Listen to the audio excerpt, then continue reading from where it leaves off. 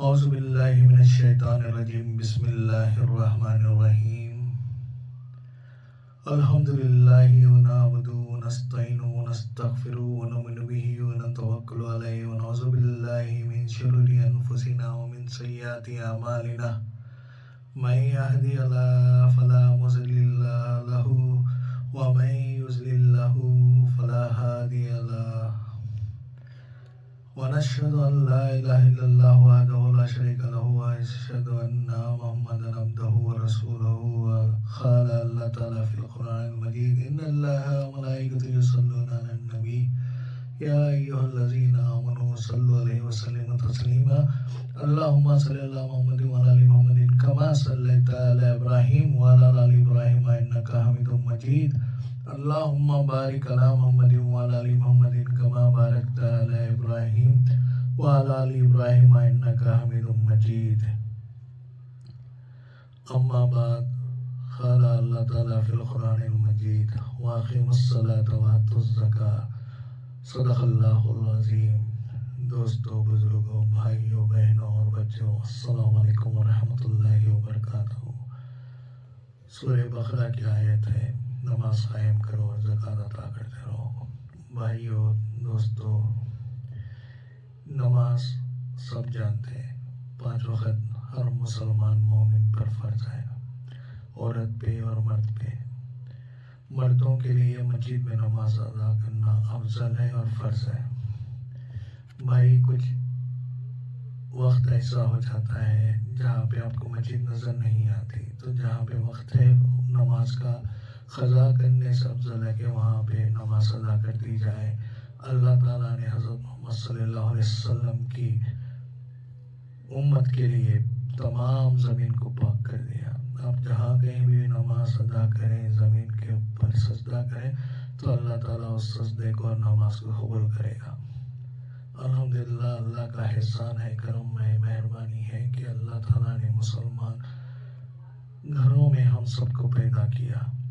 میرے دوستوں، بزرگوں، اب ایک خاص بات، ایک پریکٹس کی بات، یہ سیکرٹ ہے، یہ راز سوائے اللہ کے ولیوں کو، سوائے اللہ کے خاص بندوں کے کسی کو پتہ نہیں.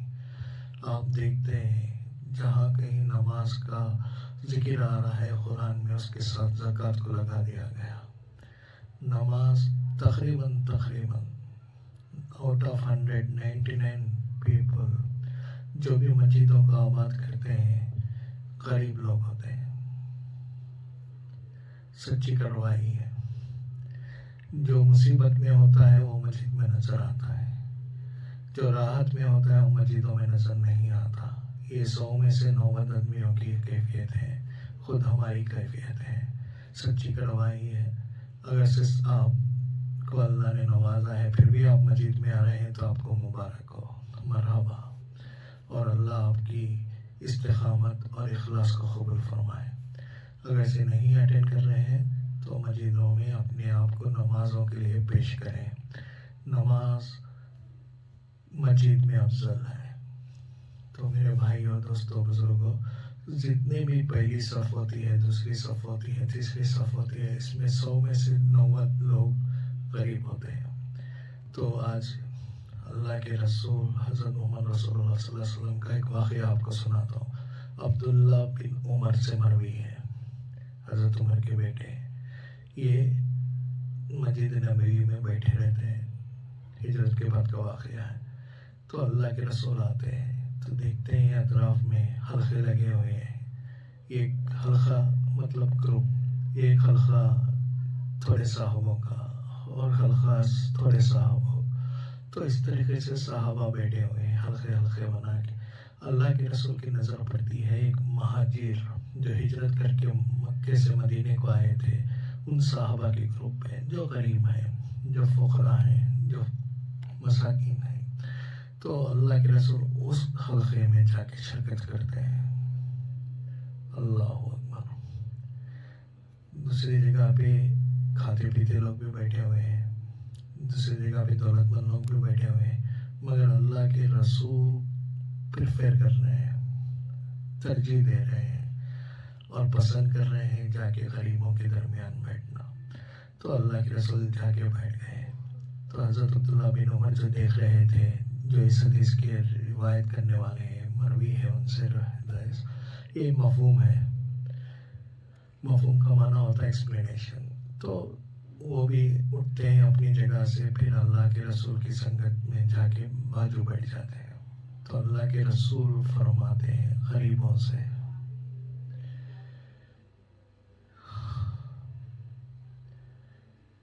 تو اللہ کے رسول حضرت محمد رسول اللہ صلی اللہ علیہ وسلم فرماتے ہیں کہ تمام دولت مندوں سے پہلے اس امت کے فقراء جو فقیر ہیں، غریب ہیں، جنت میں داخل ہوں گے. اور تمام دنیا کے، اللہ کے رسول فرما رہے ہیں تمام دنیا، بھائی اللہ کے رسول رحمت ہے تمام کائنات کے لیے، رحمت للعالمین. تو اللہ کے رسول کے دنیا کا مطلب ہوتا ہے پوری کائنات. پوری کائنات، پوری دنیا کے تمام دولت مندوں سے یہ غریب بہتر ہے، اللہ کے رسول نے کہا.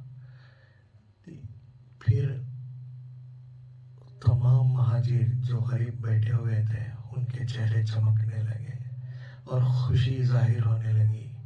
تو حضرت عبداللہ بن عمر کہتے ہیں میرے دل میں خواہش پیدا ہوئی کہ میں بھی انہی لوگوں میں سے ایک ہوتا. اور اللہ کے رسول اکثر یہ دعا کیا کرتے تھے، اے اللہ مجھے غریب بنا کے ہی زندہ رکھ، غریبوں میں ہی زندہ رکھ، اور میرا حشر ان غریبوں کے ساتھ فرما. اور اللہ کے رسول نے تاکید کر دی تھی اپنے گھروں میں. اللہ کے رسول کے 11 بیویاں تھیں اور اپنی بیویوں کے گھروں میں تاکید کر دی تھی کہ کوئی بھی غریب، کوئی بھی فقیر اگر سوال کرے تو خالی ہاتھ مت بھیجنا. تو دوستو، اقیموا الصلاۃ، آپ نماز قائم کریں گے تو جب مسجد میں جاؤ گے تو سب میں زیادہ غریب لوگ نظر آئیں گے. تو میرے بھائی، غریبی کی بہت بڑی فضیلت ہے، اور اللہ کے رسول کی دعا سے بڑھ کے کیا دعا ہو سکتی ہے. خود اللہ کے رسول چاہتے ہیں کہ ان کا حشر بھی غریبوں کے ساتھ ہو. تو میرے دوستو، غریبوں سے محبت کرنا آپ پہ اور میرے پہ آبلیگیٹری ہے، کمپلسری ہے، فرض ہے.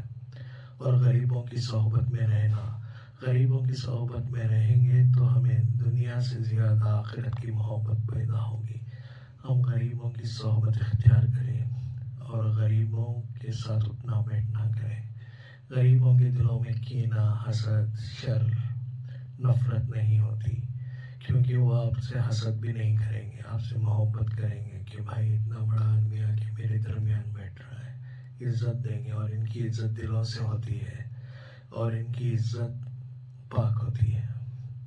اگر سے کوئی آپ کو غریب عزت دے رہا ہے تو سمجھ جاؤ اللہ آپ کو قبول کر رہا ہے، کیونکہ بھائی منافق پن غریبوں میں نظر نہیں آتا.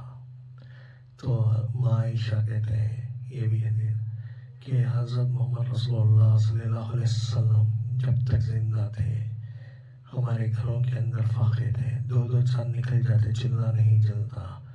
جب اللہ کے رسول حضرت محمد رسول اللہ صلی اللہ علیہ وسلم نے دنیا سے پردہ کر دیا، دنیا ہمارے گھروں میں داخل ہو گئی. اللہ اکبر.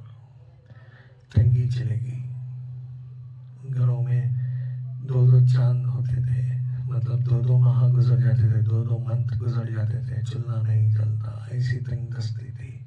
اللہ کے رسول حضرت محمد رسول اللہ صلی اللہ علیہ وسلم کی برکت تھی کہ دنیا داخل نہیں ہوئی. جیسے ہی اللہ کے رسول حضرت محمد رسول اللہ صلی اللہ علیہ وسلم نے پردہ کر دیا تو دنیا داخل ہونے لگی. تو بھائی دنیا کا اندر گھروں کے آنا ماں عائشہ صدیقہ رضی اللہ تعالیٰ عنہا کے نظر میں نحوست ہے. ہاں، اللہ تعالیٰ نے مال رکھنے کی اجازت دی ہے. اللہ تعالیٰ مال رکھنے کرنے کی اجازت دی ہے مگر حرص کرنے کی اجازت نہیں دی. مال اتنا ہی چاہیے جتنا گزارا ہو سکے. مال جتنا کم رہے گا اتنا حساب کتاب کم ہوگا اور یہ مال دنیا میں ہی چھوڑ کے جانا ہے. پھر جو مال آپ چھوڑ کے جائیں گے آپ کی اولاد کے بھروسے پہ اگر سے صحیح استعمال ہوا تو حساب کتاب آسان ہوگا. اگر سے اللہ نہ کرے غلط استعمال ہوا تو اس کا بھی حساب کتاب ہوگا. تو بھائی اللہ تعالیٰ سے دعا کرو کہ اللہ تعالیٰ جیسے حضرت محمد رسول اللہ صلی اللہ علیہ وسلم نے دعا کی اسی طریقے سے ہمارا بھی اس دعا میں حصہ رکھے. آمین ثم آمین. تو بھائی حضرت عائشہ کی بات سن لی ہم نے. تو اللہ کے رسول کہتے ہیں میں 2 چیزیں چھوڑ کے جاتا ہوں. ایک خاموش رہتا ہے ایک بات کرتا ہے. خاموش رہنے والی چیز موت ہے بہت ضروری بات ہے اور ایک بات کرنے والی چیز قرآن. یہ دونوں چیزیں کافی ہیں. ان سے جتنی نصیحت حاصل کر سکتے روزانہ جنازے اٹھ رہے ہیں آپ خود جا کے جنازے اٹھا کے آتے ہیں مٹی ڈال کے آتے ہیں خبروں میں.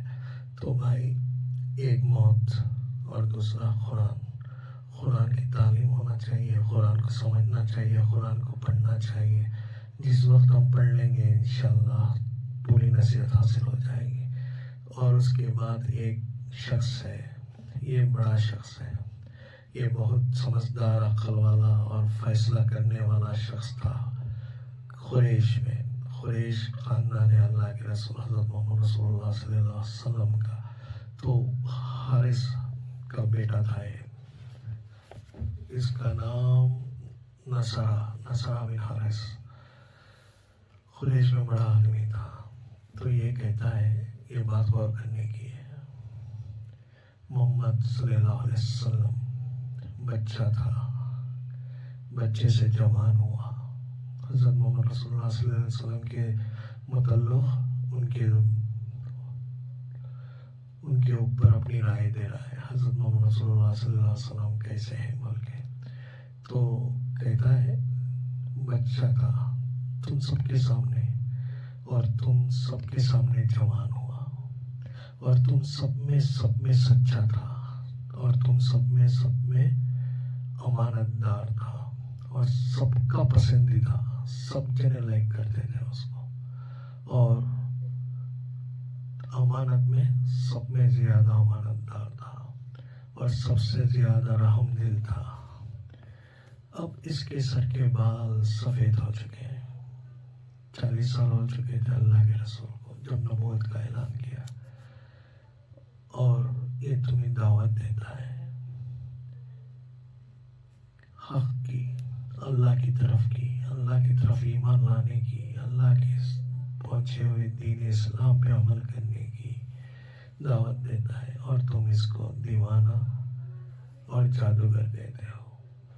تو بھائی اللہ تعالیٰ نے ہم سب کو دین اسلام عطا فرمایا. اس دین اسلام پہ عمل کرو. آت الزکوٰۃ تک ایک بات ہے تو اس آت الزکوٰۃ کی ایک بات میں آپ سے کہہ دوں بھائی جب بھی مسجد داخل ہو تو نماز ادا کریں. مسجد اللہ کا گھر ہے. آپ اللہ کے مہمان بن رہے ہیں. جب آپ اللہ کے مہمان بن رہے ہو تو اللہ کے گھر میں جا رہے ہو. تو جب اللہ تعالیٰ آپ کو اپنے گھر میں قبول کر لیا تو سمجھو آپ کے سب گناہوں کی مغفرت ہو چکی اور آپ کی مہمان نوازی ہو رہی ہے. جب آپ مہمان نوازی پوری کرتے ہوئے آؤ تو باہر مسجد کے نکلو. تو جب نکلو تو کم سے کم 1 روپیہ صدقہ کر دو کیونکہ اللہ کا احسان ہو چکا ہے آپ کے اوپر. یہ زکوٰۃ جو نکالتے ہیں ہم لوگ صرف رمضان میں نکالنے کی بات نہیں ہے. جب بھی آپ مسجد سے باہر نکلو جب بھی نماز ادا کرو 1 روپیہ کم سے کم صدقہ کر دیا کرو کیونکہ اللہ تعالیٰ نے آپ کو اپنے گھر کا مہمان بنایا مہمان نوازی کی آپ کو قبول کیا. تو یہ بات یاد رکھیں جب بھی نماز ادا کریں 1 روپیہ کم سے کم صدقہ کر کے آئیں. اسی لیے اقیم الصلاۃ آپ نماز قائم کرو. پھر زکوٰۃ کو بیچ میں لگا دیا گیا. یہ راز ہے. آپ اس راز پہ عمل کریں اور اللہ آپ سب کی میری مغفرت فرمائے. وآخر دعوانا الحمدللہ رب العالمین. السلام علیکم ورحمۃ اللہ وبرکاتہ.